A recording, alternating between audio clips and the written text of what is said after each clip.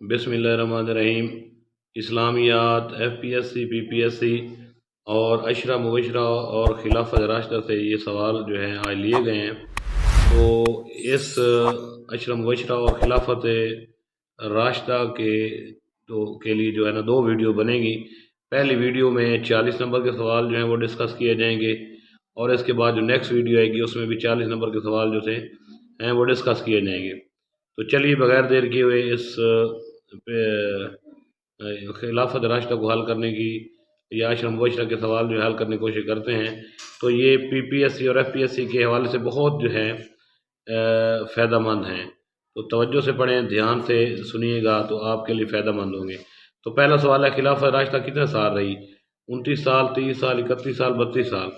तो दुरुस्त जवाब होगा 30 साल। क्या जी? दुरुस्त जवाब 30 साल। खिलाफत राशिदा 30 साल रही। नेक्स्ट क्वेश्चन है, हज़रत अबू बकर की खिलाफत कितने साल के महीने और दिन रही? एग्जैक्ट जो है ये 1 साल 2 महीने 8 दिन, या 2 साल 3 महीने 9 दिन, या 3 साल 3 महीने 3 दिन, और या 2 साल 1 माह और 1 दिन। तो इसका दुरुस्त जवाब जो है वो है 2 साल 3 महीने 9 दिन। नेक्स्ट क्वेश्चन है कि सबसे ज़्यादा खिलाफत किस खलीफा ने की? हज़रत अबू बकर ने की, हज़रत उमर ने, हज़रत उस्मान ने, हज़रत अली ने। तो सबसे ज़्यादा खिलाफत हज़रत उस्मान ने की थी। तो वो क्या थी? उसकी एग्जैक्ट डेट जो है 12 साल 11 दिन। 12 साल 11 दिन। चौथा सवाल है कि सबसे कम खिलाफत किस खलीफा ने की? तो सबसे कम खिलाफत हज़रत अबू बकर ने की, जो पहले मैंने आपको बताई है कि 2 साल 3 महीने 9 दिन। तो पेपर में या ये पूछ लिया जाता है, या अगर ये पूछ लिया जाए तो साल में, तो सिर्फ 2 साल पर हम टिक लगा सकते हैं। पाँच वाला सवाल है, हज़रत उमर का दौर खिलाफत कितने साल रहा? 9 साल, 10 साल, 11 साल, 12 साल। तो हज़रत उमर का जो दौर खिलाफत था वो 10 साल रहा, और अगर एग्जैक्ट डेट जो है वो 10 साल 5 महीने 4 दिन। सवाल नंबर 6 है, हज़रत उस्मान का दौर खिलाफत कितने साल रहा? तो हज़रत उस्मान जो थे तीसरे खलीफा थे, उनका दौर खिलाफत जो है वो 12 साल रहा। दोस्त जवाब क्या होगा? 12 साल। लेकिन एग्जैक्ट जो होगा 12 साल 11 दिन।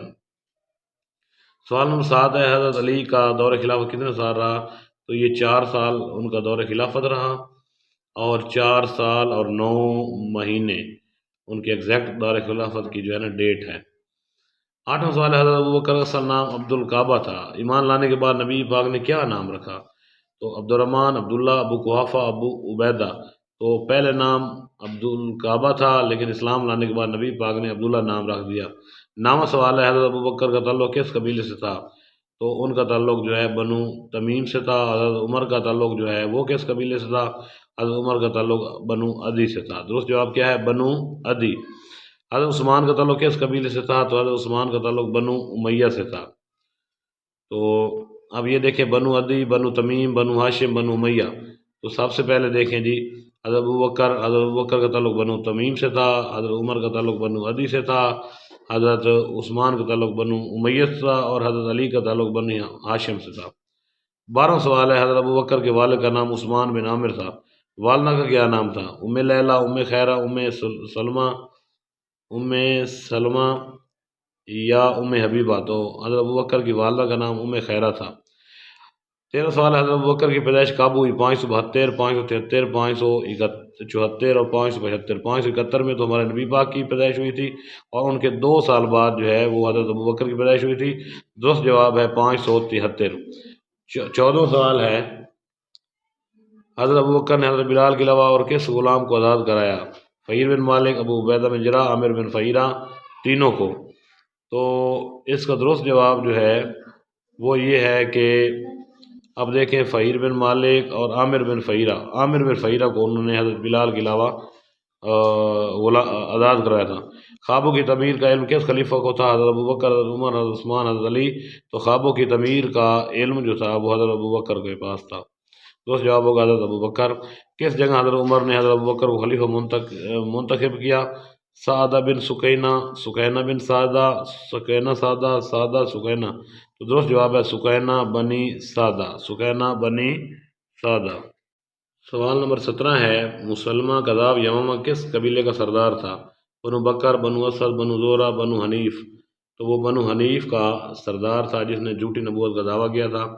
سوال نمبر 18 ہے، جنگ یمامہ کس جھوٹے نبی کی وجہ سے لگی تھی جس میں بہت سے حفاظ شہید ہوئے تھے؟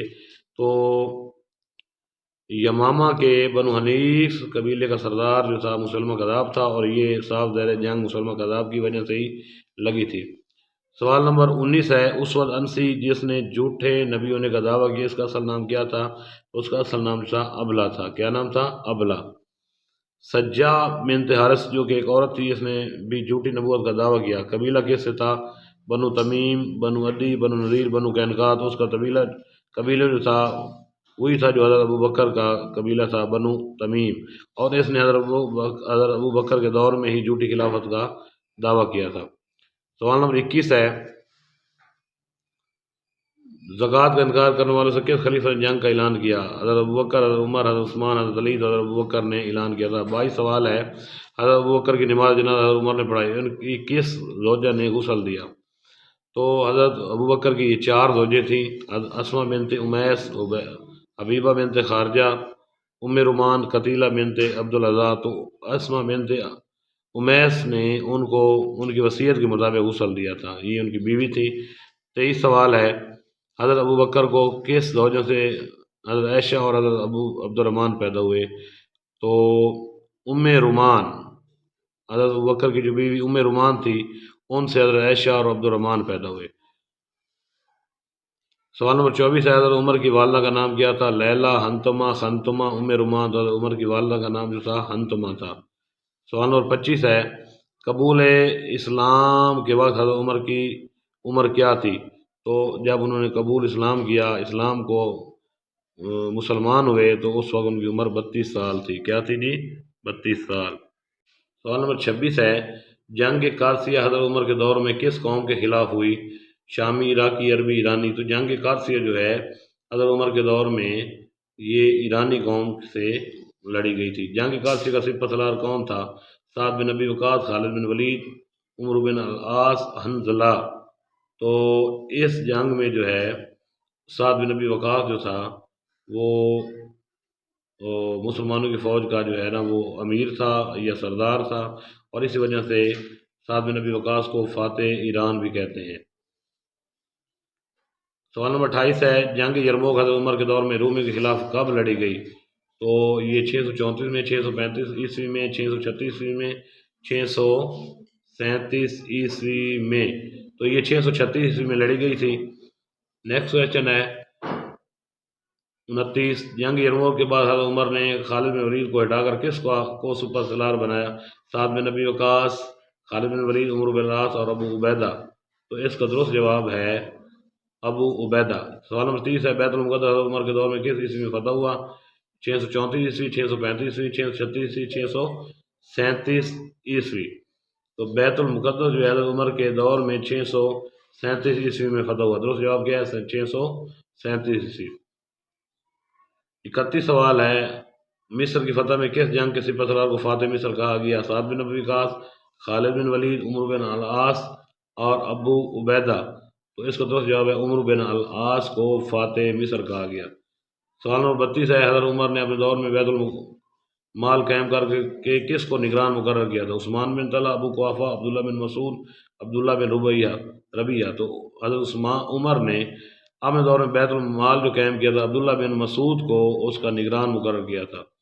سوال نمبر 33 ہے، سن ہجری حضرت عمر نے قائم کس ہجری سے کیا؟ تو سن ہجری جو تھا وہ تو ویسے 27 ستمبر 622 عیسوی کو شروع ہوا تھا، لیکن ہجری کا باقاعدہ آغاز جب 16 سال گزر گئے تھے، حضرت عمر کا دور تھا، تو حضرت عمر نے اپنے دور میں 16 ہجری میں ہجری سال کا نظام باقاعدہ طور پر فٹ کیا۔ 34 سوال ہے کہ حضرت عمر نے نئے امیر المومنین بنوائی، اس کی لمبائی کیا تھی؟ 96 میل، 97 میل، 98 میل، 99 میل۔ تو اس کی درست لمبائی جو تھی وہ 99 میل تھی۔ کیا تھی جی؟ 99 میل۔ سوال نمبر 35 ہے، حضرت عثمان کے والد کا کیا نام تھا؟ عفان، رضوان، عمران، میدان۔ تو ان کے والد کا نام جو تھا عفان تھا۔ کیا تھا؟ عفان۔ درست جواب ہوگا عفان۔ 36 ہے، حضرت عثمان کس غزوہ کے علاوہ نبی کریم کے ساتھ رہے؟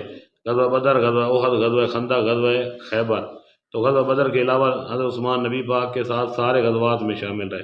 سوال نمبر 37 ہے، کس نے حضرت عثمان کو خلیفہ مقرر کیا؟ سلمان فارسی، عبد الرحمن بن عوف، حضرت عمر، تینوں نے مل کر۔ تو اس کا درست جواب ہے عبد الرحمن بن عوف نے حضرت عثمان کو خلیفہ مقرر کیا۔ سوال نمبر 38 ہے، کس خلیفہ کے دور میں قبرص فتح ہوا اور بحر جنگ بھی ہوئی؟ تو حضرت عثمان کے دور میں قبرص بھی فتح ہوا اور بحر جنگ بھی ہوئی تھی۔ تو سوال نمبر 39 ہے، حضرت عمر نے پولیس کا نظام متعارف کرایا، اس کا نام کیا رکھا؟ تو حضرت عمر کے دور میں باقاعدہ دور میں پولیس کا نظام متعارف کرایا گیا، اس کا نام انہوں نے ایش شرطہ رکھا۔ کیا نام تھا؟ ایش شرطہ۔ درست جواب ہوگا ایش شرطہ۔ سوال نمبر 40 ہے، مدینے میں بحر روما جو میٹھا کنواں تھا، اس کی قیمت کس خلیفہ نے ادا کی؟ اس کی قیمت حضرت عثمان نے ادا کی تھی۔ درست جواب کیا ہوگا؟ حضرت عثمان۔